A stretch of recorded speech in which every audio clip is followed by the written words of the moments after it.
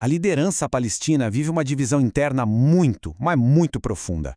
É um conflito que, na verdade, já define a política na região há décadas. E nesta análise, vamos mergulhar nas raízes dessa cisão entre o Fatah e o Hamas. E aí a gente chega numa pergunta que é central para tudo isso. Como é que pode um povo com uma identidade tão forte, com um objetivo nacional que une todo mundo, como pode continuar tão dividido politicamente por tanto tempo? Essa é a grande questão que está no coração do que a gente vai ver aqui. Para entender essa divisão hoje, a gente precisa voltar para 2007. Foi ali que o jogo virou, quando o Hamas tomou o controle da faixa de Gaza, e foi à força. A partir daquele momento que a gente tem na prática, são duas realidades, duas entidades políticas separadas. De um lado, a autoridade palestina, com o Fatah no comando, governando a Cisjordânia, e do outro, o Hamas, controlando a faixa de Gaza.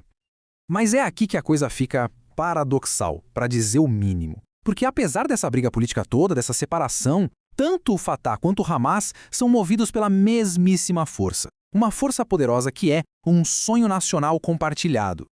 E essa identidade compartilhada tem até um nome, o ethos nacional palestino. É um conceito-chave, fundamental mesmo. Para a gente entender, dá para pensar nisso como a alma coletiva, sabe? São as histórias, os valores, as memórias, tudo aquilo que um povo conta para si mesmo para definir quem é, de onde veio e, mais importante, para onde está indo. É, de verdade, a base de tudo. E esse tal de ethos, ele não surge do nada. Ele se apoia em três pilares muito fortes. O primeiro é um sentimento de vulnerabilidade coletiva. Isso vem lá da Nakba, de 1948, um trauma enorme. O segundo pilar é a visão de vitória. É uma crença muito profunda, quase inabalável, de que um dia vai haver uma vitória final, um retorno, a realização dos sonhos nacionais. E, por fim, o terceiro pilar, a moralidade coletiva. É a convicção de que a causa deles é absolutamente justa. Então, juntando esses três pontos, a gente tem o alicerce da identidade nacional palestina. Ok, então, peraí. Se o sonho é o mesmo, se a base é a mesma, por que diabos eles estão divididos? Pois é, a resposta está nos caminhos que cada um escolheu. Caminhos radicalmente diferentes para tentar fazer esse sonho virar realidade. Essa tabela aqui ajuda a gente a visualizar bem a coisa. De um lado, o Fatah, que representa o nacionalismo secular. O que eles buscam? Um Estado independente em partes da Palestina. E como? Pela via política, pela negociação, tipo o que a gente viu nos acordos de Oslo.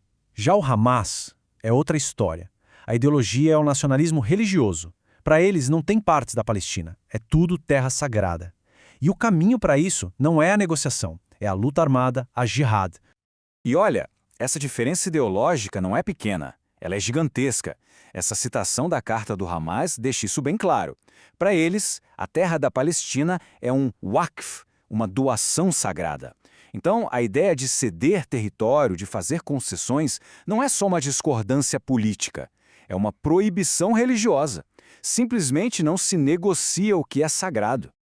Mas seria um erro pensar que a história termina na ideologia. Na verdade, a divisão é alimentada por uma coisa bem mais humana, mais visceral. Por baixo de tudo isso, o que existe é uma luta implacável pelo poder, pelo domínio político dentro do próprio sistema palestino.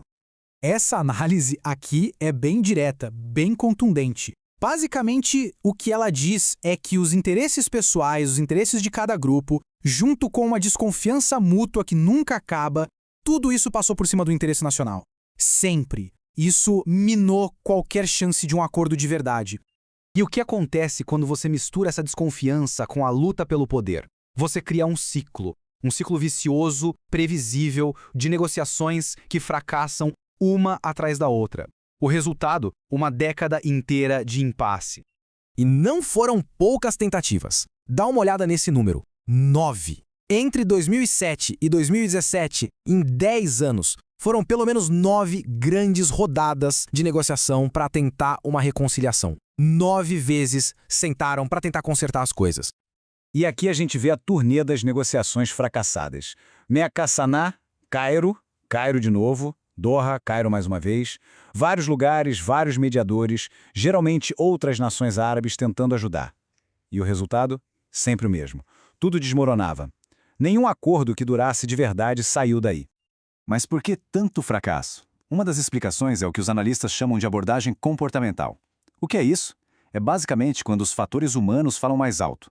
Ou seja, na hora de negociar, As personalidades, as emoções, as desconfianças, tudo isso pesava mais do que a busca por uma solução que funcionasse na prática. No fim das contas, a gente chega num ponto crucial.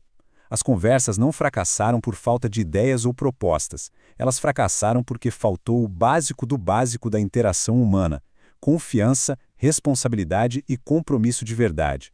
Sem isso, a negociação vira só um teatro, e o resultado é o impasse que a gente viu.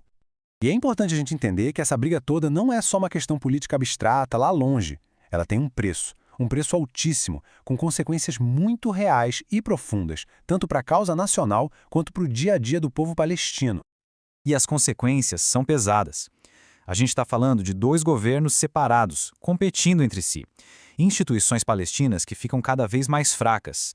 Uma incapacidade total de mostrar uma frente unida para o resto do mundo. Qualquer progresso em direção aos objetivos nacionais fica minado.